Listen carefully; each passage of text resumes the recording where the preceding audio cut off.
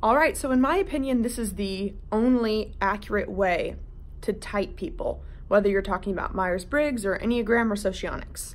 And just disclaimer, this is by no means trying to bash anyone else's sort of testing that they have or ideologies that they have. I'm not saying that those things aren't tools. Like, for example, Dave's superpowers, the way that Dave and Shannon, they test, they have their little cheat sheet.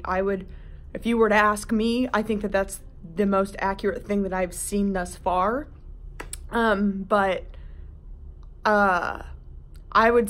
argument here is that the only way to type people is to know them over a period of time. That's one thing that is so important. I do not think that anyone can accurately type anyone by just seeing them as they are now. You need to know whether you were there over a period of time. Like maybe this is your family member, like my sister or something. I grew up with her. I've seen how she is over a period of time.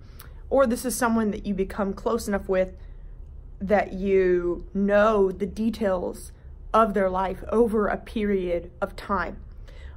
And if you don't have the privilege of observing someone over a period of time, then I think that the only way you can really type people is to get the story. Like, what is the story of your life? What were your biggest obstacles? How did you overcome them? I think that our type really shows, and I'm thinking about starting this whenever I do have a more official typing service that I offer.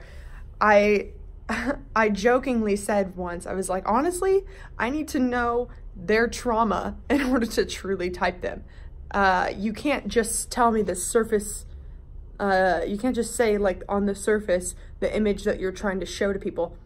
I need to know your trauma. And then I was like sort of jokingly to a friend, like, well, I need to know their deepest traumas, everything they felt about it in order to truly know. And no one's gonna wanna do that, right? So I'm thinking about ways to sort of think that through, but your type really rings true and it becomes clear okay, so I guess I would say the first step for anyone would be to understand the archetypes of the functions and of the Enneagram or whatever it is you're typing. Understand them not just by their definition, but by how it is as an archetype. Have it in your brain and know what it is, know what to look for. So that takes a lot of self-study. So, without that, I don't believe that anyone can really accurately type without knowing what you're actually talking about, without knowing what the functions actually are, and without knowing what the Enneagram energy actually is, those sorts of things. So that could take lots of self-study as well. But what I'm really trying to say here is that you need to look at someone over time, and you have to look at the journey of their life and how they grew to see.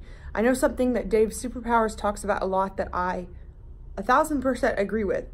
So they are getting a lot of people with their objective personality system that are coming in saying that they know their type, and really they're being typed upside down. And it's because of the way that we overinflate our weaknesses. And it's interesting because what they talk about is to really track how much time during the day do you spend doing X, Y, and Z. And that's why I think over time, you get the best look at what your type is, because maybe you're in an environment right now where you're being asked to put more hours into an area that perhaps is your weakness.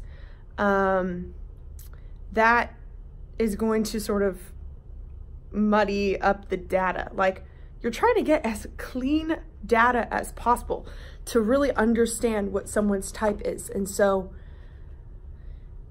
it's obviously not super scientific, but if you were to think of it as like wanting clean data, or wanting like to make sure that you're not looking at too small of a sample size, that's why you can't look at someone just right now. Because a over time, you can see, have they grown into something or have they regressed into something? And you can see what obstacles showed up for them and how they handled it. And there are multiple ways to handle anything that happens, but I would say that people can either, to put it simply, you can either try and overcome it while integrating your shadow, or try and overcome it while repressing your shadow. And over time, you can start to see that shadow either become more conscious or become more unconscious and more like coming out in mysterious ways. Like for an unhealthy ENFJ, they would have all these internal judgments of themselves holding them back. If they don't make their TI more conscious, then they would have all these thoughts holding them back because it's there. It's part of your subconscious. And I mean, I'm of the belief, Carl Jung talked all about making your subconscious conscious and shining light on your shadow. Like, I am all about that. And I want to sort of bring that mentality back into these discussions more because, you know, whenever the Myers-Briggs and socionics, whenever they were created, people talk about valued and unvalued functions, weak or strong functions. I think it makes more sense to talk about conscious versus unconscious, or even like the rank of like the most conscious to the most unconscious. I believe that it's possible to make everything conscious, just as much as I believe it's possible for a being to be fully enlightened. It's possible, it might not be probable, and it definitely takes work. But knowing your type is like knowing what is the most conscious to you already. And you start there to try and dive deeper into the depths of your cognition. That's the way I see it. And to see someone over time and to see either if they overcame something or if they have been consistently crushed by a certain obstacle, those are the key points to look for that are really going to reveal your type. For me, something that has consistently been holding me back my entire life and still is the fear of what people think about me. Even if I might seem confident now, I still am aware, even as I'm saying this, all of the negative ways that people might perceive what I'm saying. And that's just always sort of been there. And I don't really know if it will ever go away, even if it might not seem like I have that. But these things, I don't know if they will go away, but if you start to notice over the journey of someone's life that there is something that is consistently getting them down, chances are that's their inferior function or their blind spot polar function as well. Those are the sort of sore spots, in my opinion, the most sore that you can get. Those are the things that are like, man, I might take my whole life trying to figure this out. And that's fine. A lot of people don't ever overcome certain things. Like some people literally die never even knowing they have weaknesses, much less trying to overcome them. So if you're watching this video and you are like, I want to know who I am so that I can try and overcome my weaknesses, then you're already like doing a lot for yourself, and I commend you for that.